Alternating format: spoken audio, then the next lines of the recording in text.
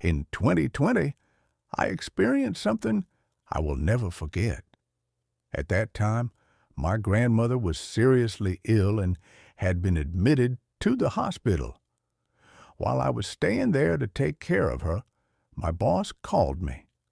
He said there was an urgent work matter in the city and asked if I could go with him the next morning.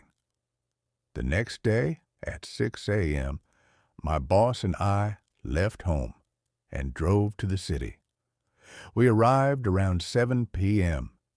After checking into the hotel, we had dinner. I was extremely tired from driving all day, so I went back to the room to rest. Just as I was about to sleep, my phone rang. It was my mother. She said quietly, "Your grandmother has passed away." My heart sank. I told her I would come back immediately. I informed my boss about what happened and asked for permission to leave. He understood, gave me some money for the trip, and told me to be careful. I left right away. It was during the COVID period, and it was already around 11 p.m. The road was completely empty. No cars, no people. To calm myself down, I turned the music up loud and kept driving.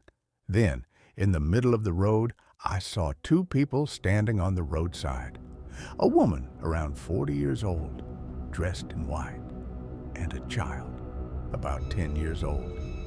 I slowed down, thinking they were normal people, and wondered why they were standing there at such a late hour. Suddenly, they disappeared. I told myself I must be tired and kept driving.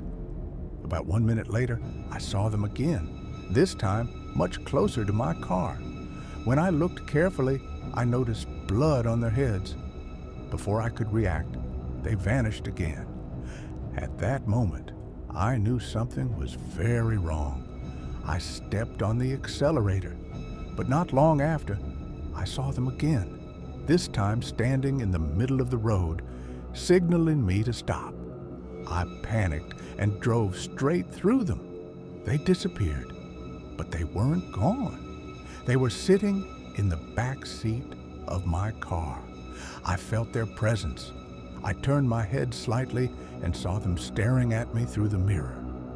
Terrified, I said out loud, "Please don't disturb me.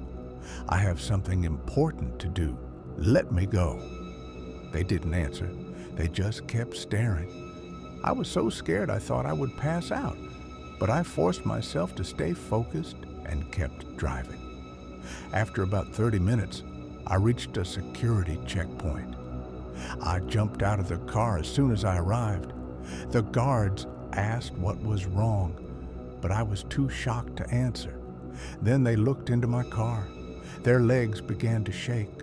They could see them too. The two figures were sitting inside the car, staring at us. Not knowing what else to do, we ran to a nearby village and knocked on a house, begging to stay the night. The homeowner saw how terrified we were, gave us water, and allowed us to stay. The next morning, we asked the villagers about the road.